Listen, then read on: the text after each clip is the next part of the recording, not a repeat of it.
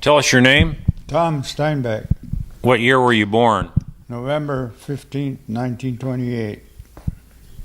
And where were you born at? Sioux City, Where were your ancestors from on your dad's side? Sweden. My dad was a full-blooded Swede. Who are these people in this painting? This Niels Steinbeck and his wife Maria, they're both born and raised in Sweden. So this is an oil painting from what year? Well, I'd say around 1880.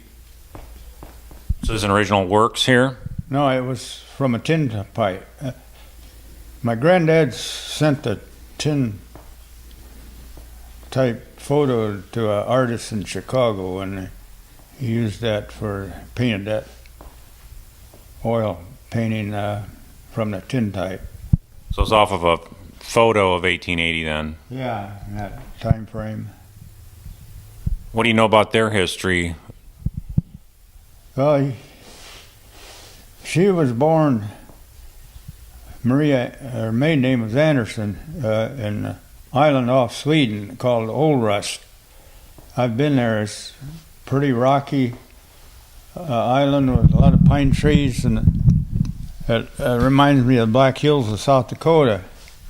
And he was born on close by on the mainland of Sweden. And what was his first name? Niels. What do you know about any last name?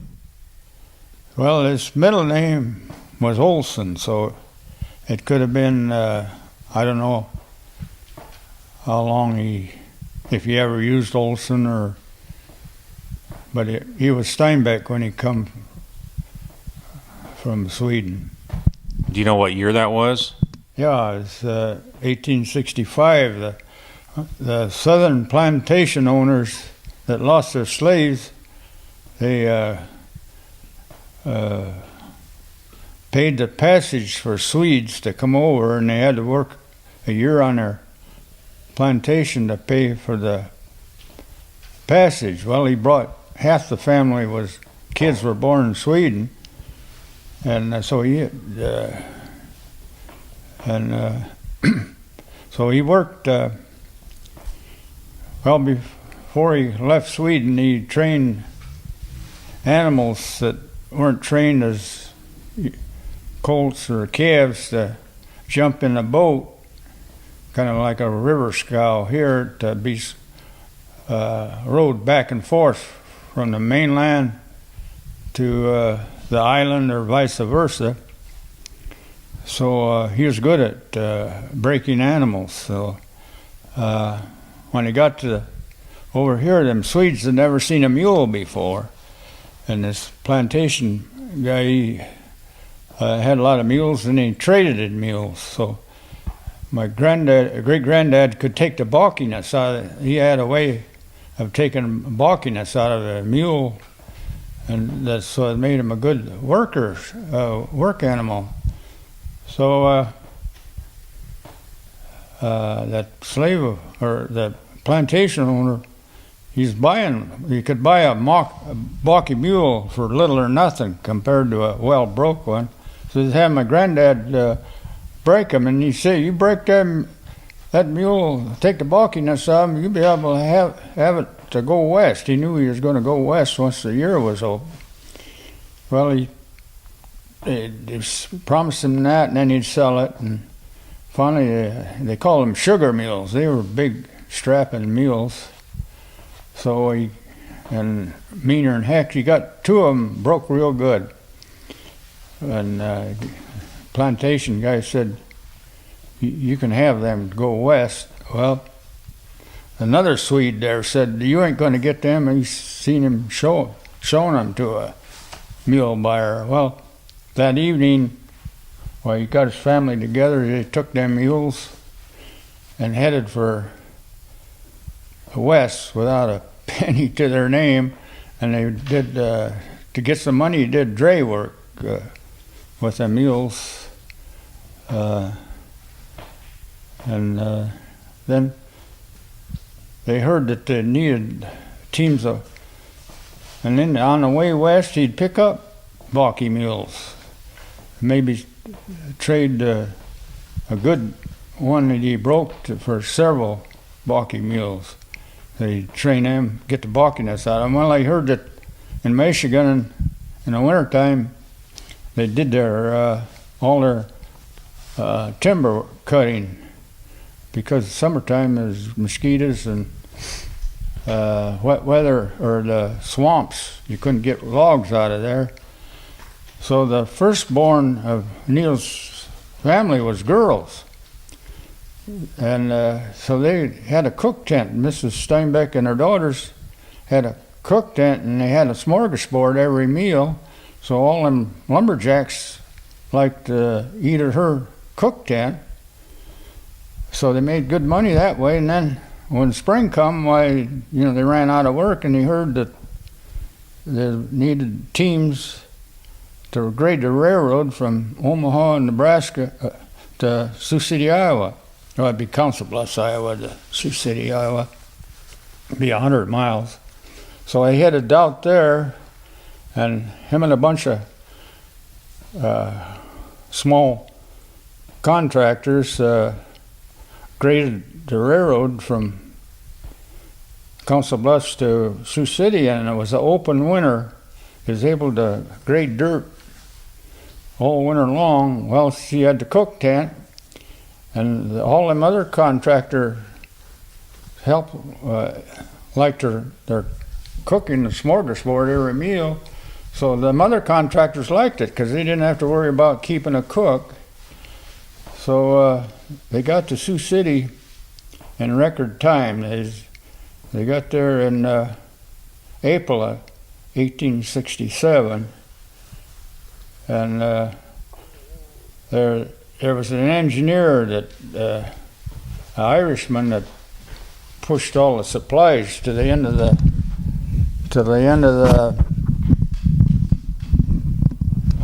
line.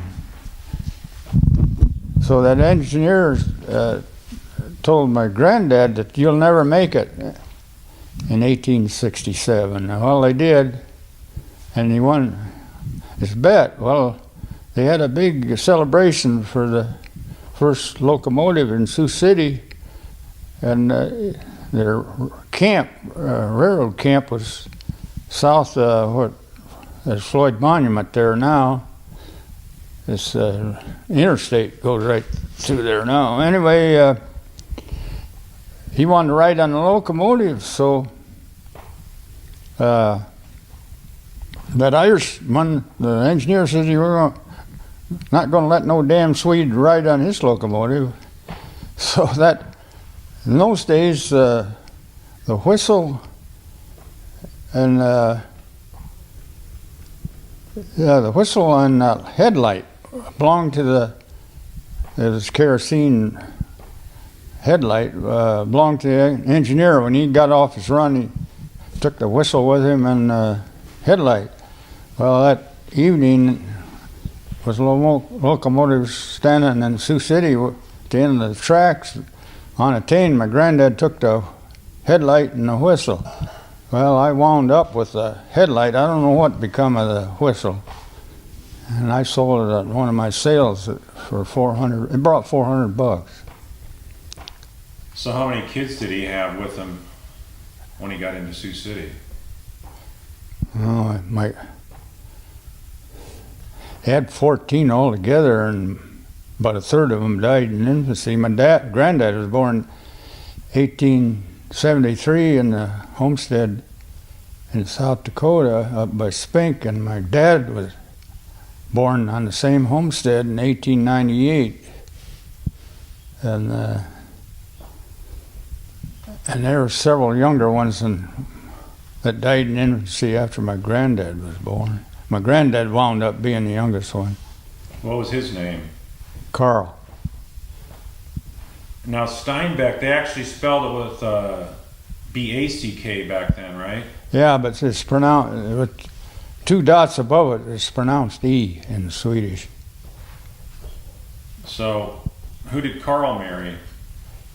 He married Christina. I thought her maiden name was Magnuson, but I found out later as Rasmussen. she come from Sweden when she was in her late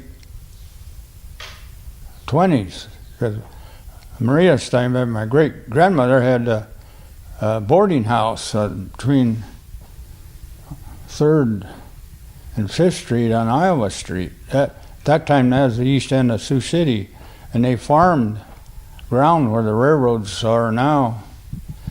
And there was, story goes that there was acreages west of them.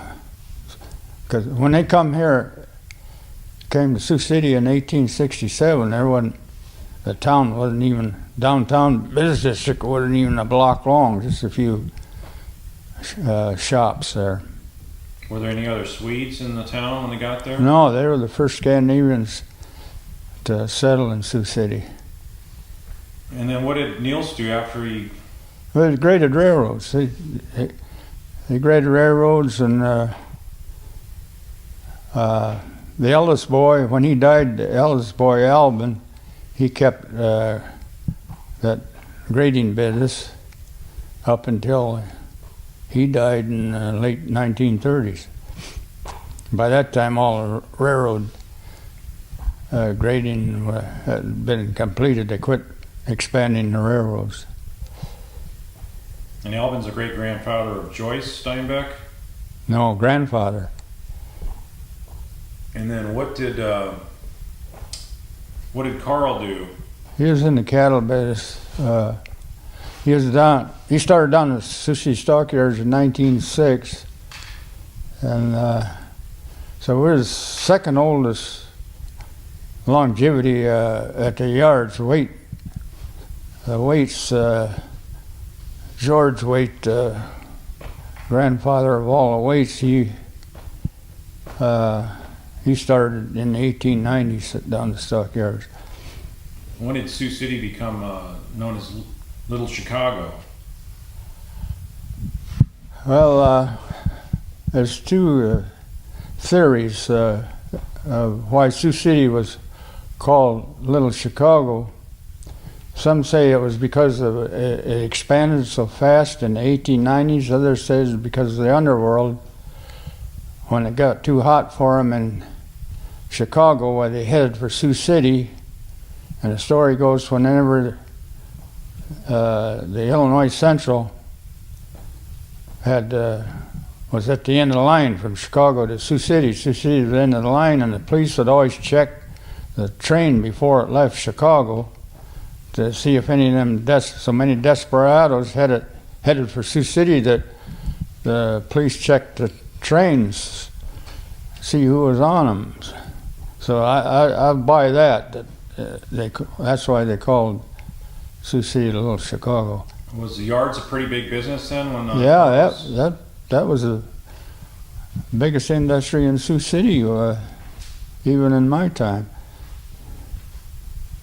And then he did that his whole life? Yeah. Do you remember his wife? Carl's wife? Yeah, Christine, yeah. What did she do? Well, she's a housewife, and she put on smorgasbords. Her and them other women kept the Augustana Lutheran Church solvent during the Depression years.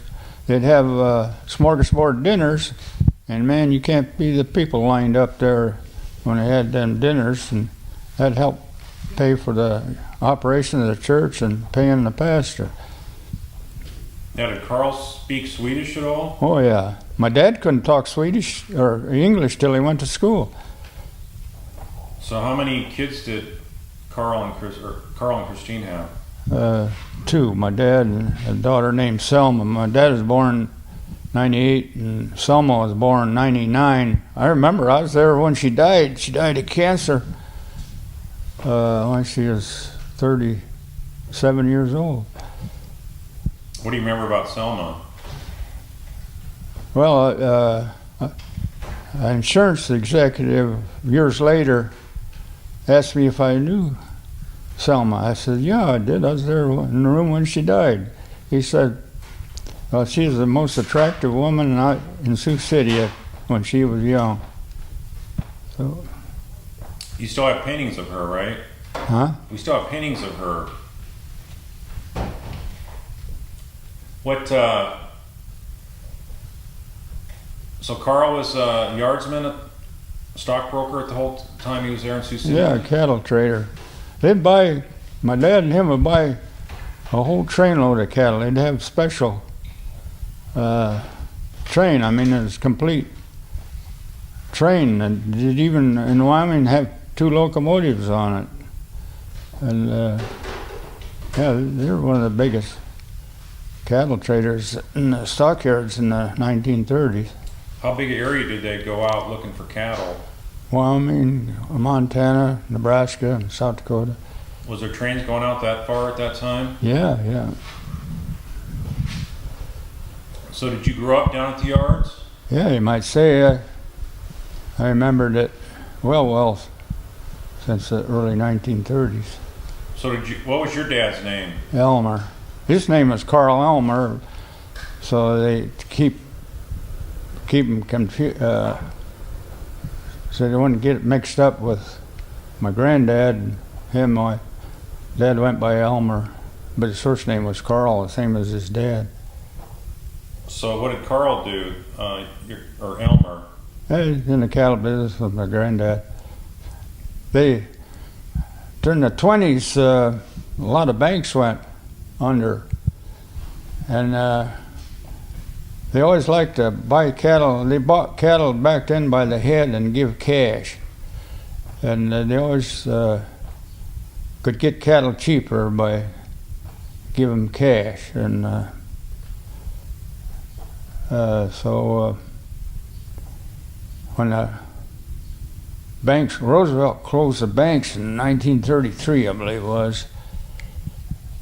So they had from back then, the Depression, I don't know how much they had, but I know they kept in business buying cattle for cash, out in the western states.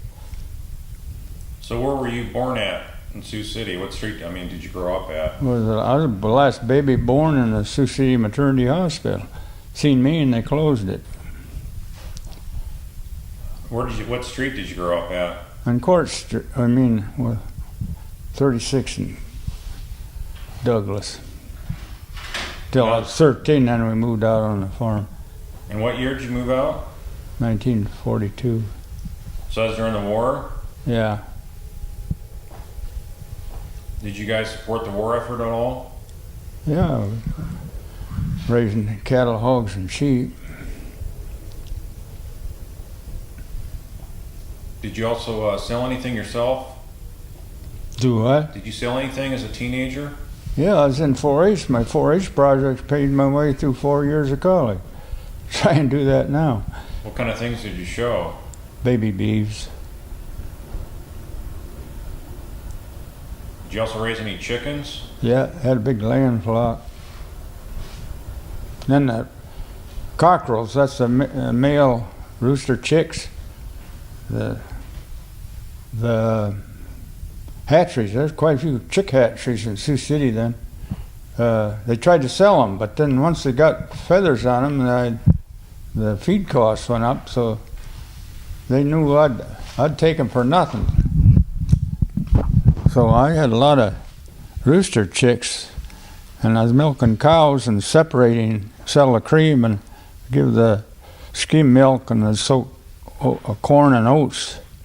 Made slop, and I'd feed that to the chickens and the hogs, and they really got fat in a hurry on them.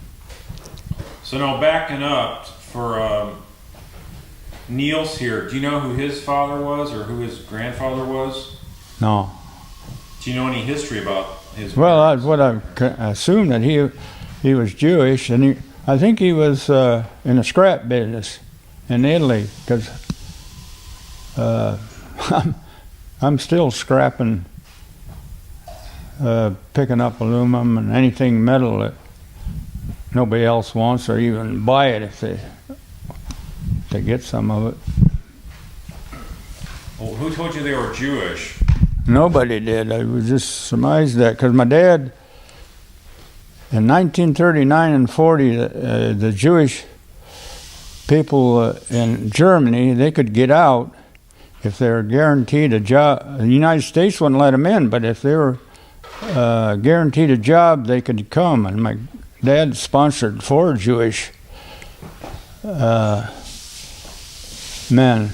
One was Benny Weicker, and he changed his name. It was Weikersheimer before he came over here. And then the other was, well, I forgot his last name. It was Alex. His first name was, and another one was Richard Oster. One was Alex's brother.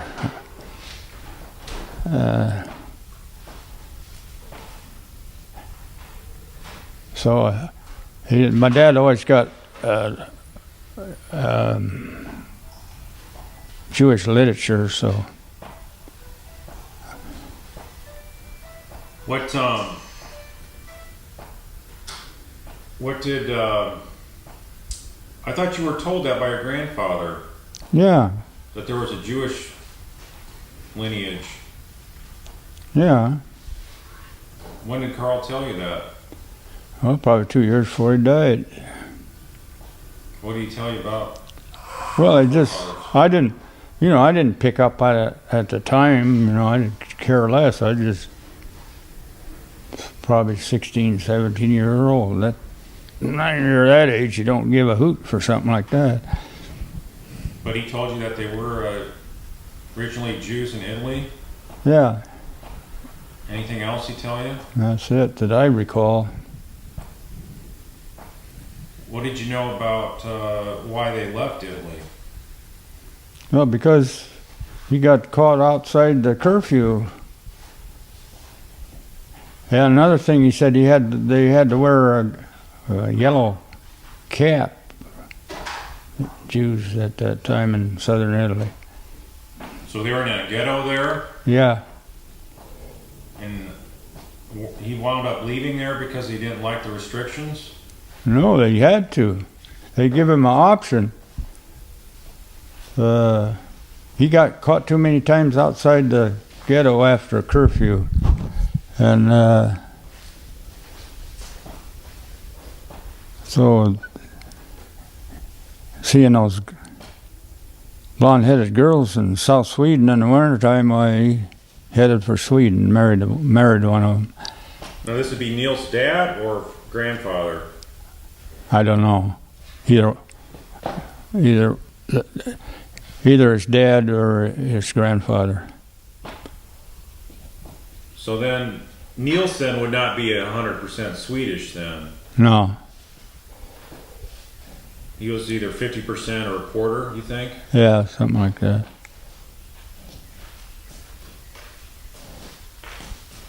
Anything else you want to say about the Steinbeck ancestors?